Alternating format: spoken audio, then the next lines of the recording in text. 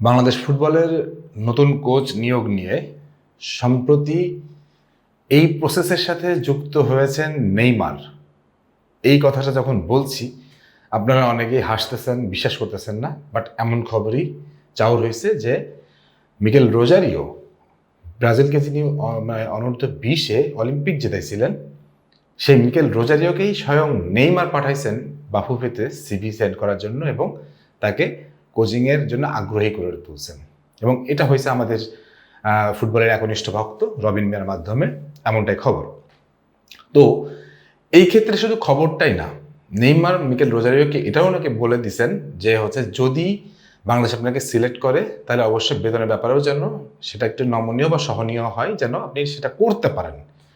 ভাই, Mikel Rosario যিনি অনূর্ধ্ব-20-এর Olympic জিতেল ব্রাজিলকে, মানে নেইমারের গুরু যিনি, তিনি যদি বাংলাদেশে আসতে চান, বেতন কমানোর দরকার নেই ভাই, বেতন কমানোর দরকার নেই।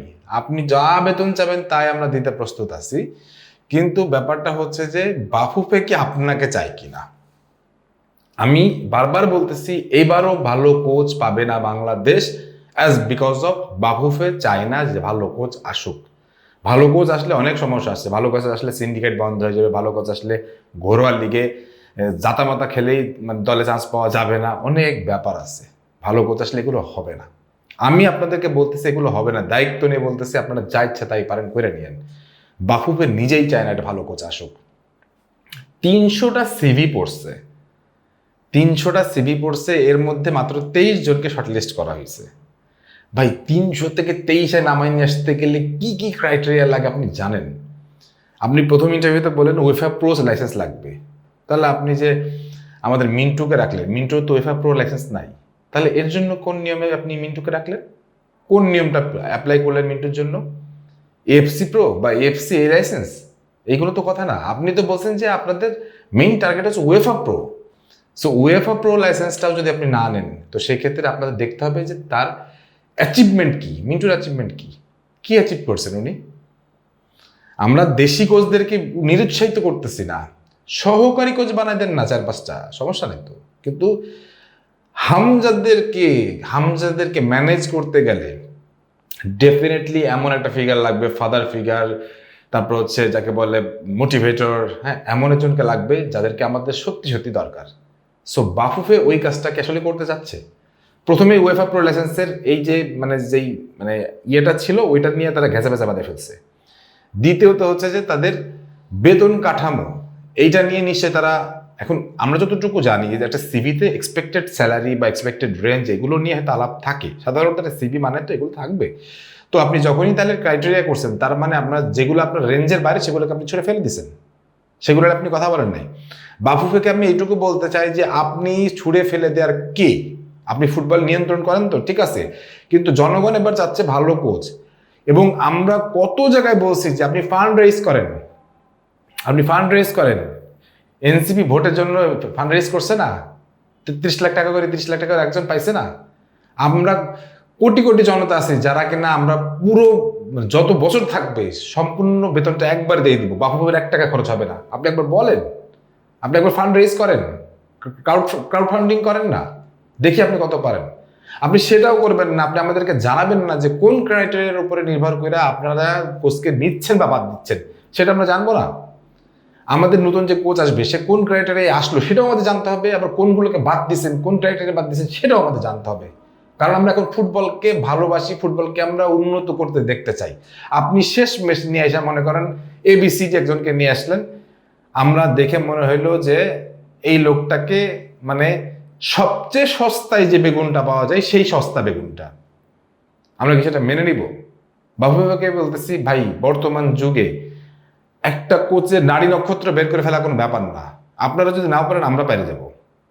সো আমরা কিন্তু বের করে ফেলবো যে ওই কোচ কোথায় কি করছেন না করছেন। আর এবারও যে সেই টালমাটাল অবস্থা করেন, এবারও যদি সেই 9-6 করেন, তাহলে আমি বলবো যে এই নাটক করার কোনো দরকার ছিল না। 300টা সিভি একটা ফেডারেশনে আসছে, আমি জানি না এগুলো রেকর্ড ফেকর্ড কিনা হইতে পারে, রেকর্ড মেকর্ড হইতে পারে। কেন আসছে ভাই? এগুলো তো আসছে হামজা শামিরদের কারণে, হামজা, শামিচম, জায়ান, তারপর হচ্ছে ট্রেভর, এদের জন্য এইগুলো আসছে। সো এদের জন্য যদি ভালো কোচের সিভি বাংলাদেশে আসা, সেই সব সিভি সেই সব কোচ তাদেরকে যখন ম্যানেজ করবে তখন তারা তো জেনে বুঝেই আসতেছে যে আমার কাদেরকে ম্যানেজ করতে হবে, কাদেরকে আমার ধরে খেলতে হবে। তো সেই সব খেলোয়াড়দের জন্য আপনি একটা ভালো কোচ দিবেন না? আপনি এখন হয়তো বলতে পারেন আপনি আগে থেকে লাফাচ্ছেন কেন? হ্যাঁ, লাফাচ্ছি আমি আমি 300 জনের শর্ট লিস্টের মধ্যে থেকে 27 জনের শর্ট লিস্টে কিভাবে আপনি কোন ক্রাইটেরিয়াগুলো মেনটেন করলেন, আপনি আমাদের চেকলিস্টগুলো বলবেন না যে এই ক্রাইটেরিয়াগুলো মেনটেন করার জন্য আমরা ওনাকে রাখছি। আর বেতনের যে ব্যাপারটা আছে, বেতনের কথাটা আমি বারবার বলতেছি, বেতন কোনো ইস্যু না। আপনি কত টাকা দিতে পারবেন? উনি চাই মনে করেন যে সারা জীবনে 10 লাখ টাকা ধরে নিলাম, আপনি দিতে পারেন 5 লাখ টাকা, 5 লাখ টাকা আমরা দিচ্ছি, আমরা ক্রাউড ফান্ডিং করে আমরা দিচ্ছি। আপনি তো বলতে হবে, আপনাকে তো স্পিক আউট করতে হবে যে না ভাই আমরা এতটুকু আমাদের ইয়ে আছে, এখন এই ব্যাপারে আমরা আমাদের দেশের জনগণের সাহায্য সহযোগিতা দিতে চাই। বা মন্ত্রণালয় আছেন, আমাদের প্রধানমন্ত্রী তারেক রহমান আছেন, আমাদের ক্রীড়ামন্ত্রী আমিনুল হক আছেন, তাদের সাথে আপনি একটা কথা বলেন যে না আমার এবার একটা ভালো কোচ লাগবেই, আমরা ভালো কোচ চাই, ফেডারেশন থেকেই যাচ্ছি, সো আপনারা একটু একটু আমাদেরকে হেল্প করেন। কিন্তু আপনারা তো চান না, কারণ আপনারা জানেন যে ভালো কোচ আসলে আমাদের সিন্ডিকেট বাণিজ্য বন্ধ হয়ে যাবে, ঘরোয়া লিগের মান উন্নত করতে হবে, এটা করতে হবে ওটা করতে হবে, এগুলো আপনারা চান না। আপনারা চান ছোট হয়ে থাকবো এবং সাহায্য সহযোগিতা একটু বেশি বেশি পাবো, এগুলো দিয়ে একটু ফুর্তি ফার্তা করবো, সিম্পল। তো এই যদি ব্যাপারটা হয়ে থাকে তাহলে আমি বলবো বাংলাদেশ ফুটবল এবারও ভালো কোচ পাচ্ছে না। দর্শক যারা দেখছেন, আমি আপনাদেরকে এটুকু বলতে পারি 300 জনের লিস্ট থেকে 27 জনের যে শর্ট লিস্টটা চলে আসলো, এটা কোথা থেকে আসলো, কিভাবে আসলো, ক্রাইটেরিয়া এগুলো কি, এইগুলোকে জানার দরকার ছিল না আমাদের? জানানোর দরকার ছিল না আমাদেরকে? কানুন টিটু ফিটু যা বলতেছে আমরা সেটাই বিশ্বাস করব? মিন্টুর মতো লোককে যদি আপনি প্যানেলে রেখে দেন, আপনি কি হিসাবে রাখতেছেন সেটা পরের হিসাব, যদি আপনি প্যানেলে রেখে দেন তাহলে আমার বোঝার সারা যে কোচিং প্যানেলে কে কে আসতে পারেন, কারা কারা আসতে পারেন।